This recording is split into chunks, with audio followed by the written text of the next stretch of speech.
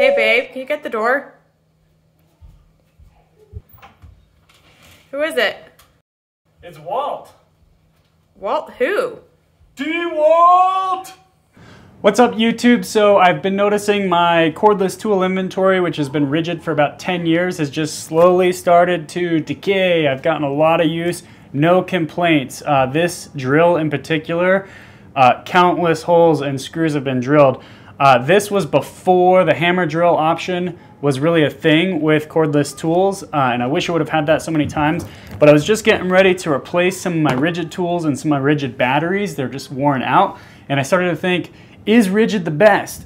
Should I just switch? Now might be a good time to just switch. There's also Black Friday deals going on, and maybe I could score big and save some money if I just switch brands. So I started doing some research, and the biggest things that I wanted to keep in mind was as I grow, once you pick a brand, you want to be able to add more tools to it. So who has the biggest variety of tool options? Number one. Number two, who also carries lawn and garden tools that operate on the same batteries? I want to be able to just take a battery from my shop tools or my job site tools and snap it into my leaf blower or my weed whipper over the weekend when I'm taking care of my lawn or a lawnmower. And then number three, who's also taking the battery technology and putting it into big tools? So a compact miter saw and a table saw, number two, are things that I want to add to my collection in time. And I don't want to be switching between batteries platforms for when I'm working with my lawn and garden or when I want to go to a big tool. I want to be able to use the same brand, the same battery, and grow with it and just stay committed to one brand. So I did some research. Clearly I ended up with DeWalt, and here's why.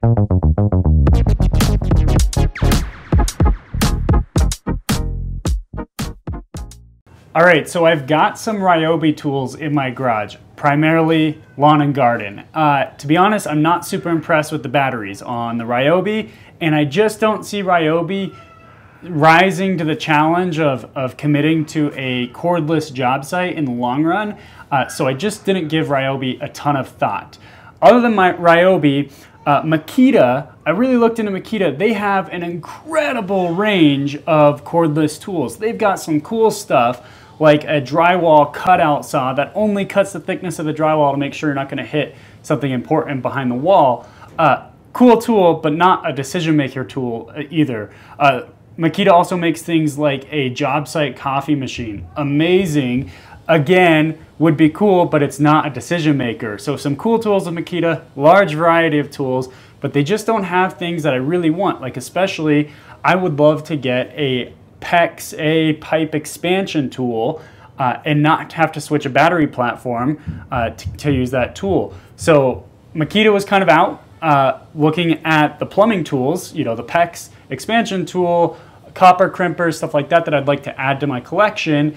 Milwaukee has really kind of taken that part of the industry. So I figured, well, let's look at Milwaukee. What else does Milwaukee have? Does Milwaukee have lawn and garden? Do they have good tools for the general carpentry tools, stuff like that? So really started to dig into Milwaukee a little bit more.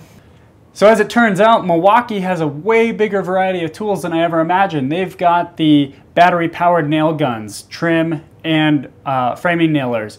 They've got the plumbing tools, obviously. They have great tools for general carpentry, and they carry the big lines of tools, the miter saw, the table saw, as well as lawn and garden tools. The lawn and garden, they've got a pretty awesome lawnmower, but it also comes with an impressive price tag, and I just don't think I would ever be able to convince myself that that was a lawnmower that would be worth me spending that kind of money on, versus DeWalt. So then I realized DeWalt, which I always just thought DeWalt carried general carpentry tools, didn't realize how large of a variety of tools DeWalt actually had. They had everything that Milwaukee had, and some of it was at better price points. So then I started to think, is there really a difference between the red and the yellow? And should I just get Milwaukee? Because Milwaukee looks pretty great, and I'm pretty impressed. Their M18 lithium batteries were impressive. I didn't really have a reason not to use Milwaukee, but I thought, let's just look into DeWalt and see if there's a real difference. As it turns out, there's a massive difference between the batteries. And while not finding a good reason not to go with Milwaukee, there was a reason that stood out above all the rest to go with DeWalt over anything else. And that reason is this right here. This battery is unlike anything else on the market. This battery can handle all my 20-volt tools. It can also run a table saw that runs at 60 volts, which is 3 times the amount of power that I would get from the Milwaukee table saw that's running at an 18-volt battery. Same with some of their larger 60-volt battery tools, concrete cutters. Some of their lawn and garden tools run at 60 volts, an incredible amount of voltage coming from one battery.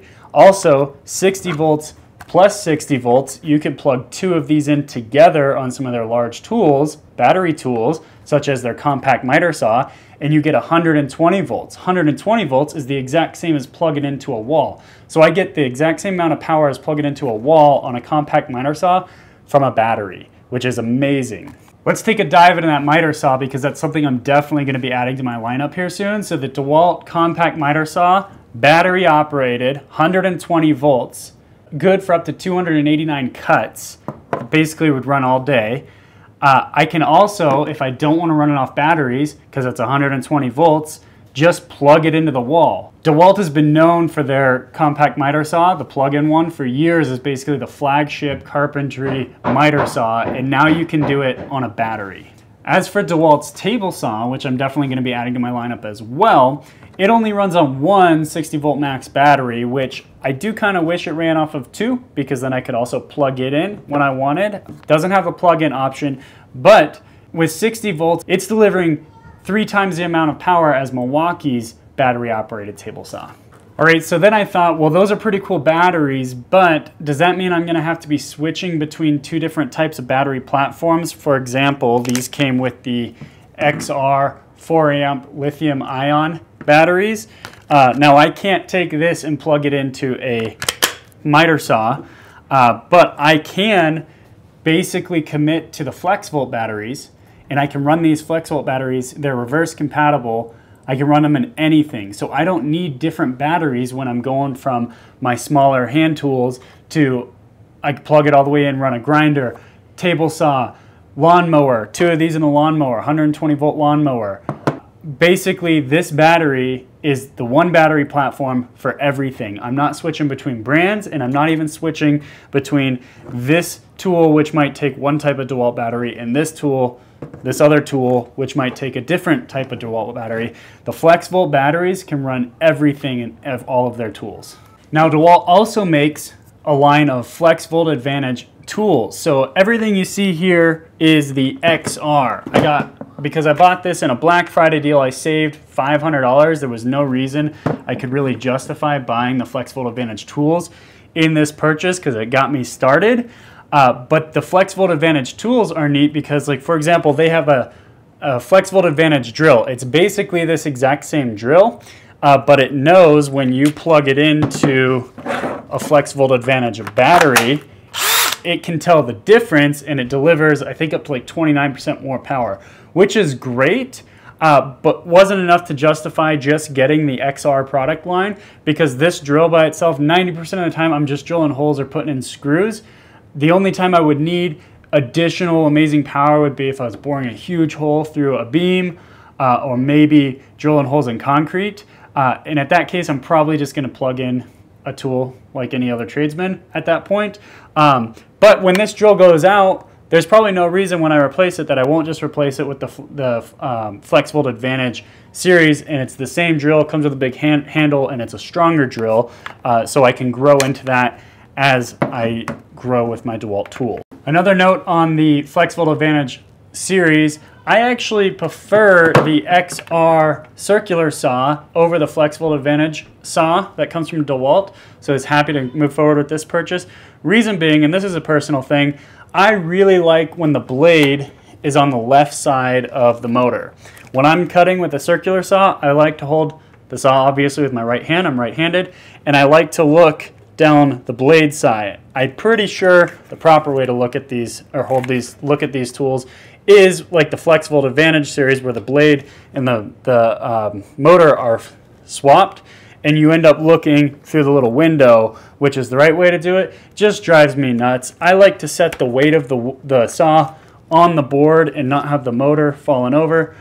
So I really like the XR circular saw simply because the blade is on the left side, and that's just a personal preference, how I like it. So at this point in my journey, DeWalt's making a lot of sense. They've got the carpentry tools, they've got the plumbing tools, they've got the PEX expansion, which I was surprised. I thought Milwaukee was the only one that had the PEX expansion tool. DeWalt makes it too. They've got copper crimpers, they've got lawn and garden tools at great prices, and they've got an amazing battery. And then it occurred to me how amazing this technology really is. So imagine you're pulling up to a big job site, it's a new construction home, you most likely have temporary power out by the road, you might have 3 or 4 different trades working on the job site at once, and you've got one 100-foot extension cord running to the house, everybody's trying to use the same dang extension cord, you've got splitters running off of it, you're popping the breaker constantly, and I roll up, I'm basically a cord-free contractor on the job site. I can run my miter saw, all my hand tools I can run. They even make a charger you can put 4 of these into, and then it basically works like a little generator. You could plug in an extension cord and run a corded tool off of the charger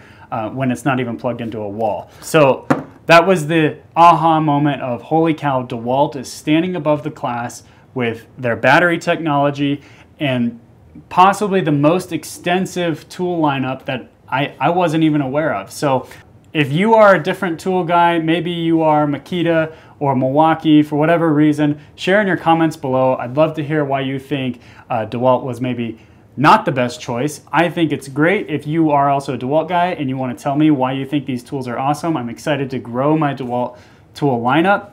I'm sure I could go on and on all day about why I'm so excited. Basically what it came down to at the end of the day was DeWalt had a very extensive lineup of tools, incredible batteries. Nobody has technology on the market, at least at this time. I'm sure everybody will soon.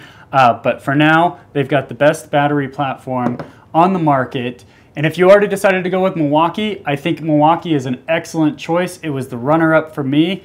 The battery technology was the kicker. Nothing against Milwaukee. Still nothing against Rigid. These tools are awesome. I just wish Rigid had a bigger, larger variety of tools. Anyways, if you like this content, you want to see more of it, please make sure to hit the like, hit the subscribe, hit the little bell icon, and we'll have some more videos coming out for you soon. Thanks for watching.